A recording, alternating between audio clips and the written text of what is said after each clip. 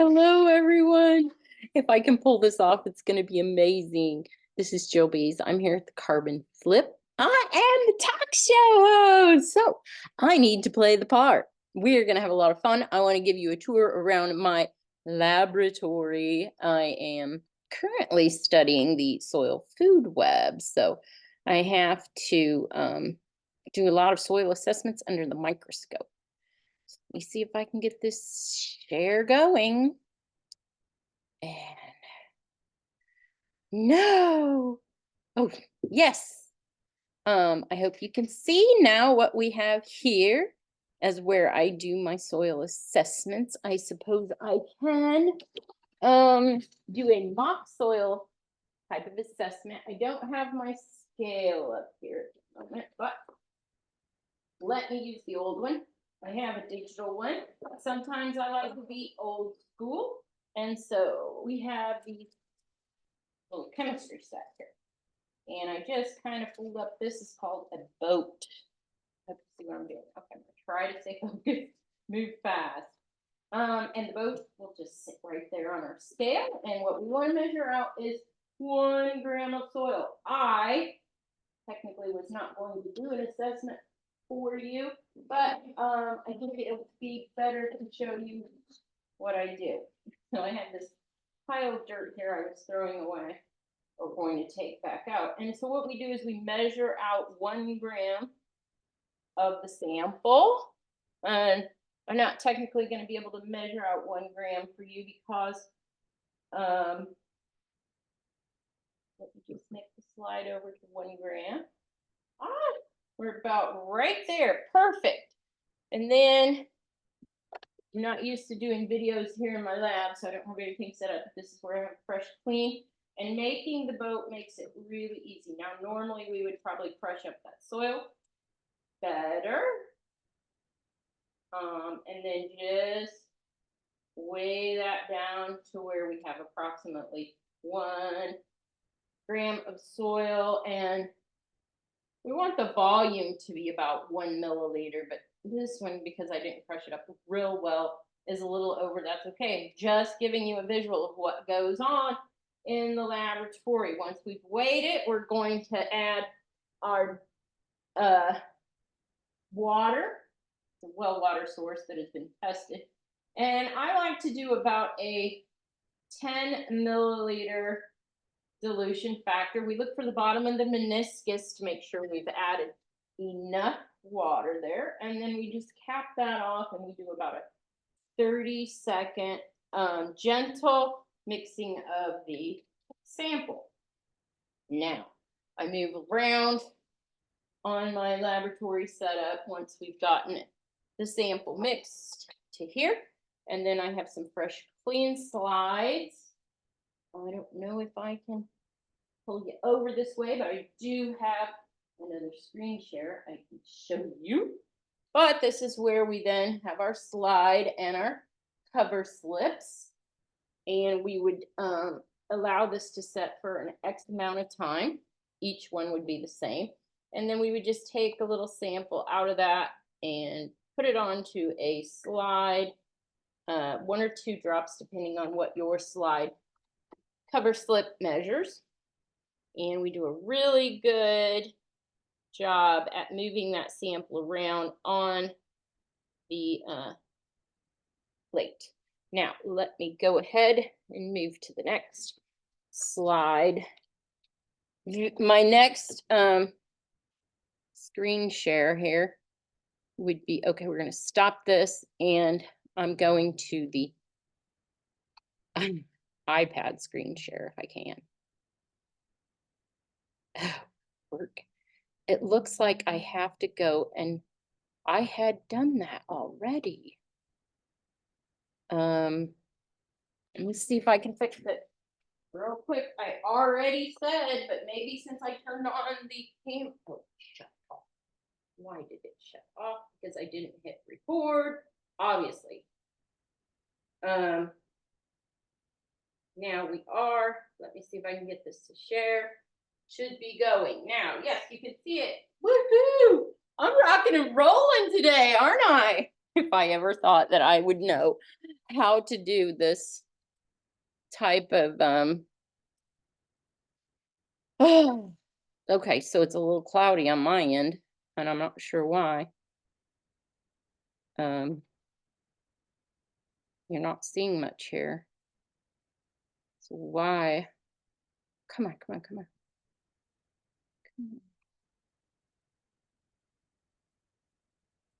Come on. Hmm. Oh shoot, you guys. I wanted to show you this. Maybe it's gonna work. Resume the share. Whoops, pause the share. Why am I on camera now? My iPhone. Stop the share. Let's go for iPad. That says iPhone. Okay, this should work now. Saying I have to go back and do this again. It's monitoring, but then when I did it,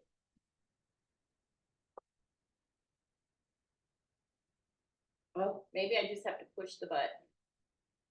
Okay. Oh, I had to think shut that monitoring off. Oh, here we go. I'm back.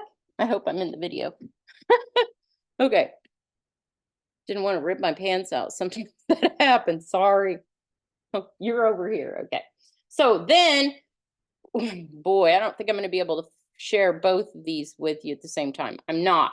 What I'll do is I'll go ahead and get Tope View up here on my, there's a lot to this, you guys, trust me. Okay, so this is Tope View and it's loading in the background.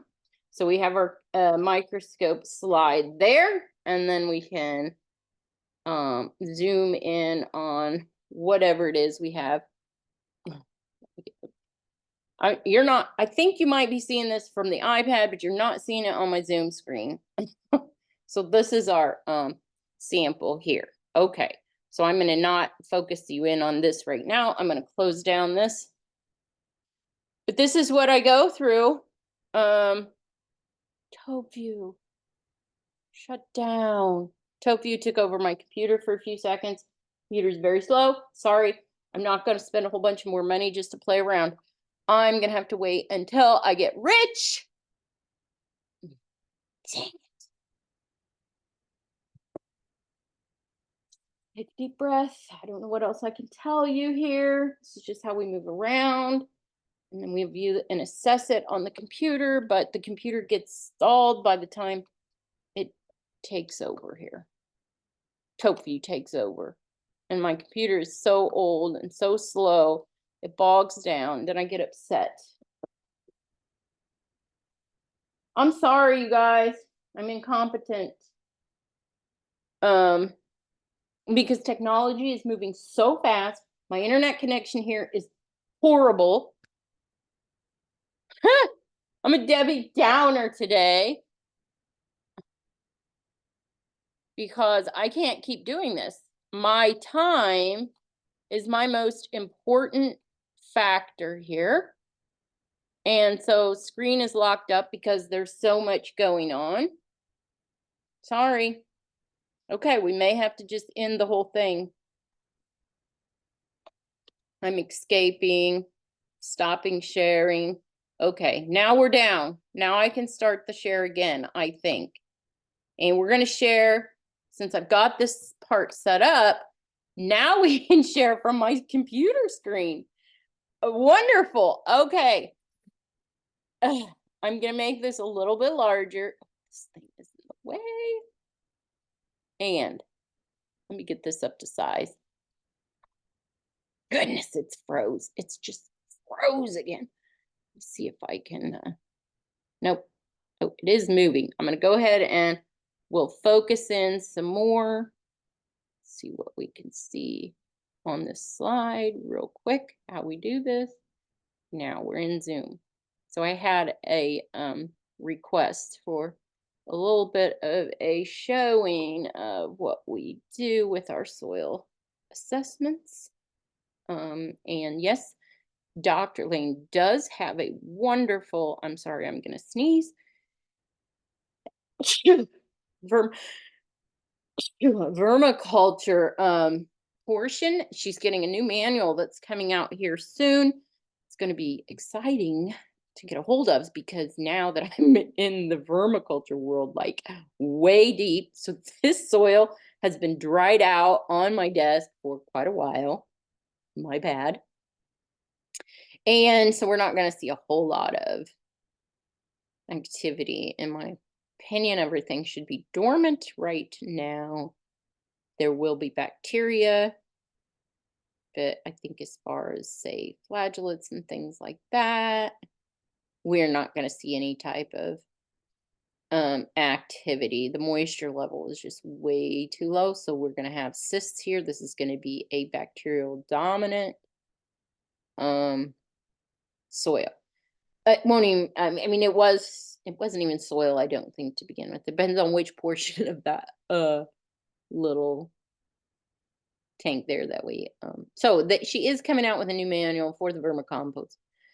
It is biocomplete due to its it has a time factor to it, and it has to be assessed under the microscope for a biocomplete status, and it must be assessed by one of the Soil Food Web certified soil assessors, because at any given moment in time, if the product is not handled properly, things can go south real fast.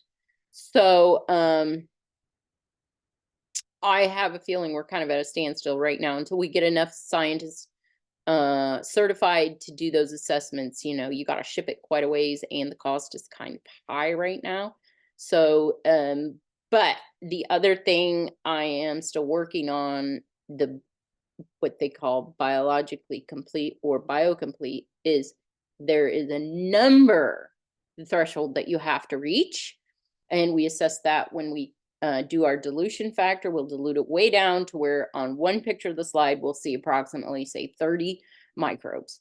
Then we multiply that back up by the amount of surface on the slide and how much is there, and then per drop of water how much would be there. And if you have the right biomass along with the appropriate number of species diversity, and that's what gives you the biocomplete status. So if you send these things off and you don't properly ship them, they can go dormant. And when they're dormant, we cannot calculate them in on the biocomplete status because we don't know that they're going to become active again. So there could be a soil out there that is inactive and doesn't get biocomplete status. And then once the rain happens, then boom, everything wakes up. We can count it. We know it's active. It's a living soil, blah, blah, blah, blah. So it's kind of technical.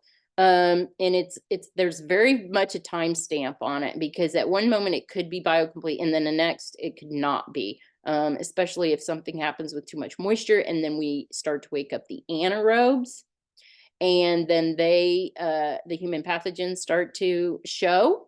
That's when we can't not give biocomplete status, because we don't want those anaerobes working. And so what biocomplete status probably does more than anything is it tells you the environment that those microbes have been or that organic matter has been created under, because we do run the bioreactors and we keep that environment very specific, because we are a time, temperature, and air factor. And you have to remain within those criterias in order to get that, to pass that biocomplete assessment, because we're looking at things in there that wouldn't show up if it was done under the proper conditions.